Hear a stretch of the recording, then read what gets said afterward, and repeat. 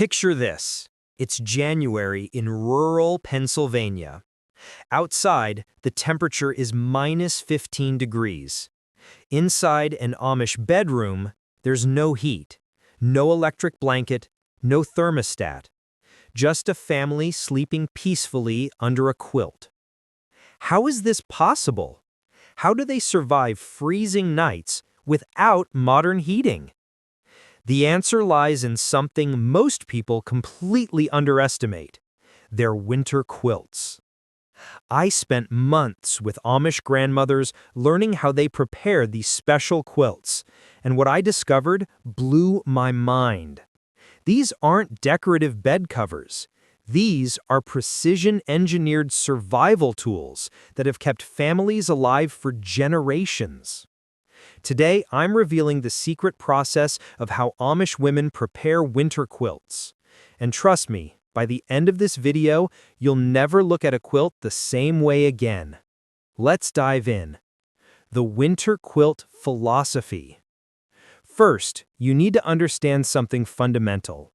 To the Amish, winter quilts aren't made in winter. They're not even made in fall. The preparation begins in early summer, sometimes even spring. Why? Because creating a true winter survival quilt takes 6 to 9 months of dedicated work. An Amish grandmother explained it to me this way: a summer quilt is a covering. A winter quilt is a life preserver. The difference isn't just thickness, it's intention, materials, construction, and even spiritual preparation. Every stitch carries the weight of responsibility, because this quilt will determine whether her family stays warm or suffers through frozen nights. The secret material selection. Here's where things get fascinating. Modern quilters use polyester batting because it's cheap and easy. The Amish refuse it completely. For winter quilts, they use 100% wool batting. But not just any wool. They use wool from sheep sheared in late spring after winter coats have grown thick and dense. This wool has natural lanolin still in it, which repels moisture and retains heat even when damp. It's nature's insulation, evolved over thousands of years. But here's the secret most people don't know: they layer the wool batting.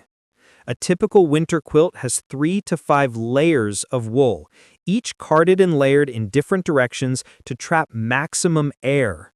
This creates what engineers call dead air space, pockets of still air that act as insulation. The more layers, the warmer the quilt. Some extreme winter quilts have 7 layers and weigh over 20 pounds. I slept under one of these quilts in an unheated room. The temperature was 35 degrees. I was perfectly warm. Actually, I was hot. I had to stick my leg out to cool down. The pattern selection process. Amish women don't randomly choose quilt patterns. For winter quilts, specific patterns are preferred because they affect warmth. Patterns with smaller pieces and more seams create more layers, which means more trapped air and more warmth. That's why winter quilts often feature intricate patterns like log cabin, 9-patch, or bear's paw. But there's also a spiritual component. Certain patterns carry blessings and prayers. A wedding ring pattern for a newly married couple. A star pattern for a baby's first winter. A cross pattern for someone who's ill. The pattern isn't just decorative. It's a coded prayer stitched into fabric, asking God to keep the user warm and safe. The fabric preparation ritual. Before a single piece is cut, all fabric must be prepared. This is done with almost ceremonial care. First, fabrics are washed in cold rainwater with vinegar to set colors and remove any chemicals. They're dried in shade, never direct sunlight. Then they're pressed with heavy hand irons heated on wood stoves. The heat must be just right, hot enough to remove wrinkles, but not so hot it damages fibers. But here's something remarkable. For the most important winter quilts, the ones meant for elderly grandparents or sick children, the fabric is blessed before cutting. The woman stands at her cutting table, places her hands on the fabric, and prays. She asks God to make this quilt a source of warmth, comfort, and healing. She prays for the person who will use it. I watched this happen, and honestly, it gave me chills.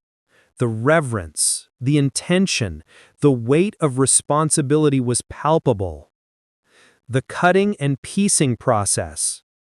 Amish women cut all pieces by hand using templates and scissors. No rotary cutters, no electric tools. Why?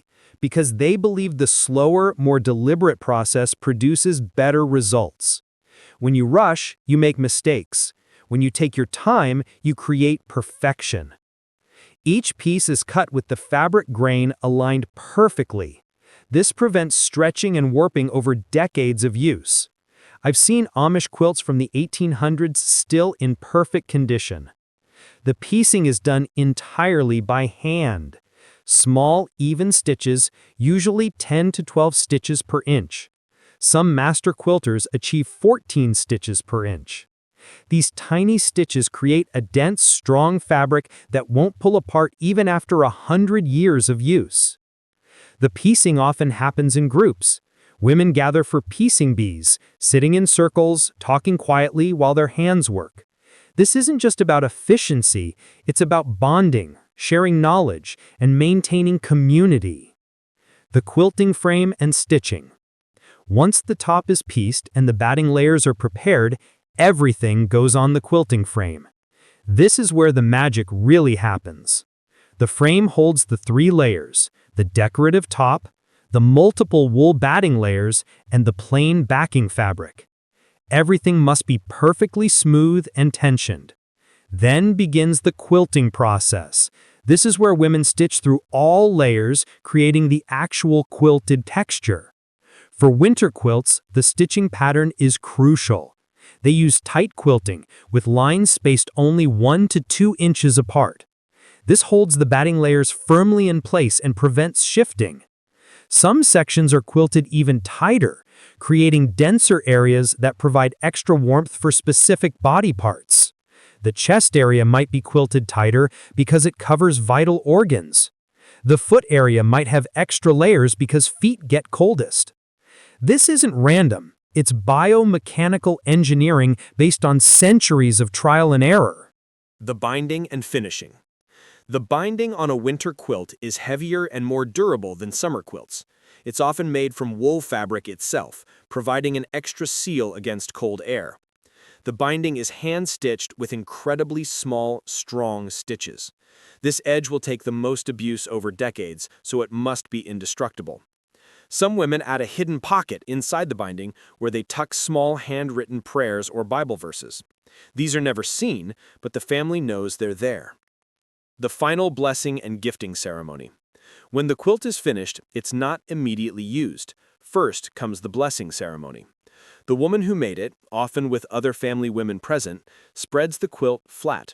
They run their hands over every inch, checking for any imperfection, but also transferring their love and intention into it. Then they pray over it. They ask God to make this quilt a source of warmth, protection, and comfort. They pray for the person who will use it, asking for health, safety, and peaceful sleep. In some families, every woman present adds a silent prayer, placing her hand on the quilt. Only then is the quilt given to its intended recipient. This often happens ceremonially at a family gathering. The first night under a winter quilt. There's an unwritten tradition about the first night under a new winter quilt. The recipient is supposed to sleep under it, and in the morning share what they dreamed. The Amish believe that a properly made quilt, blessed with prayer and intention, brings peaceful, meaningful dreams. If someone reports nightmares or restless sleep, it's seen as a sign that something in the quilt-making process went wrong spiritually. I spoke with an Amish woman who remade an entire quilt because the recipient reported bad dreams. She believed she had been harboring resentment during the stitching process, and that negative energy transferred into the quilt. Why they refuse modern materials. You might wonder, Wouldn't synthetic materials be warmer and easier? The answer is yes and no. Synthetic batting can be warm, but it doesn't breathe like wool. It traps moisture, which makes you clammy and actually colder. Wool absorbs moisture and still retains warmth. But more importantly, the Amish believe natural materials connect them to God's creation. Sheep were created by God to provide warmth. Using their wool is participating in God's design. Synthetic materials are human creations, attempts to improve on God's work. This is seen as prideful. Plus, wool is renewable and sustainable. Polyester requires petroleum and factory production. Using wool keeps them independent from the industrial world. The multi-generational knowledge transfer. The most moving part of this entire process is how knowledge passes from grandmother to granddaughter. Girls as young as 5 start learning to hand stitch. By 8, they're piecing simple blocks. By 12, they're working on full quilts under supervision. But the real teaching happens in the stories.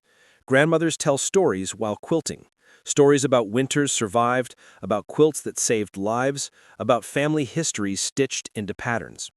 One grandmother told me about a quilt her great-great-grandmother made that survived a house fire. The family was able to rebuild because they sold that quilt to a collector for enough money to start over. That quilt wasn't just fabric, it was a family lifeline, a generational blessing. The longevity secret. Here's something that shocked me. Amish winter quilts actually get warmer over time. How is that possible? As wool batting compresses slightly with use, the fibers interlock more tightly, creating even better insulation. The lanolin in the wool redistributes with body heat, creating a more uniform protective layer. A 50-year-old Amish quilt is often warmer than a new one. Families treasure old quilts, passing them down with pride. I met a family using a quilt made in 1897. Still functional, still warm, still protecting the family 5 generations later. That's not just craftsmanship, that's legacy. So there you have it. The secret process of how Amish women prepare winter quilts. It's not just about sewing fabric together, it's about intention, prayer, multi-generational knowledge, and survival engineering perfected over centuries. These women aren't just quilters, they're guardians of their family's survival through brutal winters. Every stitch is a prayer, every layer is protection, and every quilt is love made tangible. The next time you see an Amish quilt, remember, you're not looking at a craft project. You're looking at a survival tool, a spiritual artifact, and a testament to what human hands can create when skill meets faith. If this video gave you a new appreciation for traditional crafts, hit subscribe. Drop a comment telling me if you've ever slept under a handmade quilt. And share this with anyone who loves quilting or traditional skills. Thanks for watching, stay warm, and I'll see you in the next one.